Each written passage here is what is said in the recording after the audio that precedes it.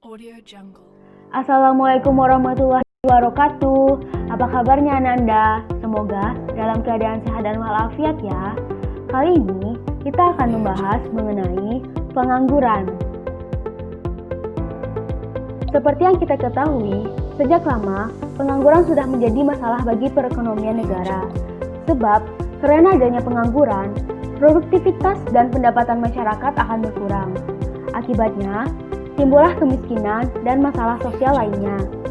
Pengangguran ini pasti ada di setiap negara, entah itu negara maju seperti Amerika Serikat, apalagi negara berkembang semacam negara kita ini, Indonesia. Nah, pengertian pengangguran ini sendiri adalah orang-orang yang dalam angkatan kerja yang saat itu tidak bekerja atau sedang mencari kerja dengan sengaja tidak mencari pekerjaan karena merasa tidak mungkin mendapatkannya, atau mereka yang sebenarnya sudah mempunyai pekerjaan tetapi belum mulai bekerja. Nah, kali ini kita tidak membahas pengangguran secara spesifik, namun kita akan membahas pengangguran yang terjadi selama masa pandemik yang sama-sama kita rasakan saat ini. Pandemik COVID-19 telah berlangsung selama 6 bulan terakhir di Indonesia khususnya. Pandemik virus corona ini belum menunjukkan tanda-tanda menurunnya atau akan berakhir. Berbagai upaya untuk memutus rantai penularan, mulai dari penyusunan protokol kesehatan, upaya pengembangan vaksin dan obat, hingga bantuan untuk masyarakat terdampak masih dilakukan. Pandemi COVID-19 membawa berbagai dampak masalah yang kerap menimpa beberapa orang di Indonesia, mulai dari tingkat kemiskinan yang bertambah, kebutuhan pangan yang berkurang, hingga PHK yang dilakukan oleh beberapa instansi pekerjaan terhadap beberapa orang, dan pada akhirnya menyebabkan bertambahnya pengangguran. Terkadang, penyebab pengangguran di masa pandemi ini bukan disebabkan oleh tidak adanya niat beberapa orang tersebut untuk mencari pekerjaan lain. Akan tetapi, dikarenakan pekerjaan yang diminati seperti pekerjaan di luar rumah memang sedang menutup diri karena beberapa hal. Tidak hanya di Indonesia, pandemi virus corona ini juga menyebabkan tingkat pengangguran di banyak negara di dunia mengalami lonjakan. Seperti kegiatan ekonomi banyak yang mandek akibat dilakukan pembatasan sosial untuk menekan persebaran virus corona ini.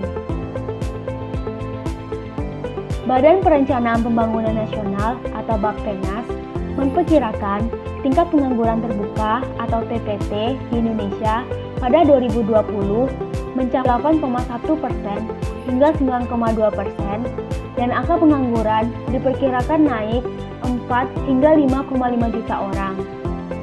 Nah, apakah kalian tahu peningkatan perkiraan jumlah pengangguran tersebut merupakan dampak ekonomi dari pandemi COVID-19 ini?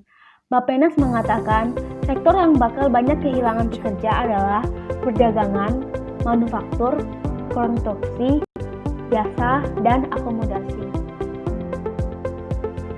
Prediksi meningkatnya pengangguran tersebut turut dipengaruhi oleh kebijakan banyak perusahaan yang melakukan pemutusan hubungan kerja atau PHK terhadap karyawannya di tengah kondisi pandemik. Selain kebijakan PHK ini, beberapa perusahaan juga mengambil kebijakan seperti pemotongan gaji karyawan hingga pemberlakuan unpaid leave. Kementerian Ketenagakerjaan mencatat hingga 27 Mei 2020, sebanyak 1,79 juta buruh terdampak pandemi COVID-19 ini. Menteri Ketenagakerjaan menyebutkan angka tersebut merupakan hasil pendataan Kemenaker bersama BPJS Ketenagakerjaan. Kondisi serupa turut terjadi pada beberapa perusahaan rintisan atau startup di Indonesia, seperti Gojek dan Grab.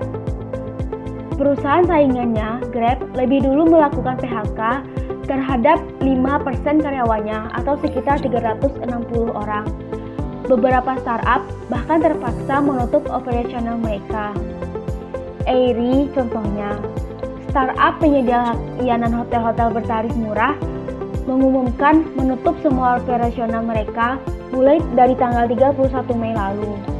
Kebijakan tersebut diambil manajemen setelah mempertimbangkan banyak hal, termasuk kondisi pandemik. Timbulnya gelombang PHK turut menambah jumlah pengangguran yang diprediksi melonjak hingga tahun depan. Di sisi lain, penyerapan tenaga kerja tampaknya akan mengalami penurunan.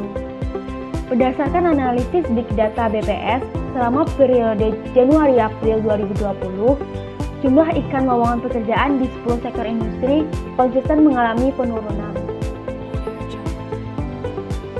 Lalu, pertanyaannya, bagaimana cara mengatasi dampak dari pandemi ini, khususnya pada pengangguran di Indonesia? Nah, strategi yang pertama yaitu dengan melaksanakannya pelatihan berbasis kompetensi dan produktivitas melalui program Balai Latihan Kerja atau disingkat BLK Tanggap COVID. Dalam program ini, peserta pelatihan tidak hanya mendapatkan keterampilan, tetapi juga intensif pasca pelatihan. Selama pandemik, sejumlah BLK dialihfungsikan menjadi dapur umum dan sentra produksi alat pencegahan penyebaran COVID-19, seperti pembuatan hand sanitizer, alat pelindung diri, masker, wastafel, serta produk makanan olahan. Strategi kedua adalah program pengembangan perluasan kesempatan kerja bagi pekerja atau buruh yang terdampak COVID-19 berupa program padat karya dan kewirausahaan. Dan strategi yang ketiga adalah Kemenaker membuka layanan informasi, konsultasi, dan pengaduan bagi pekerja atau buruh keselamatan dan kesehatan kerja atau K3 di perusahaan.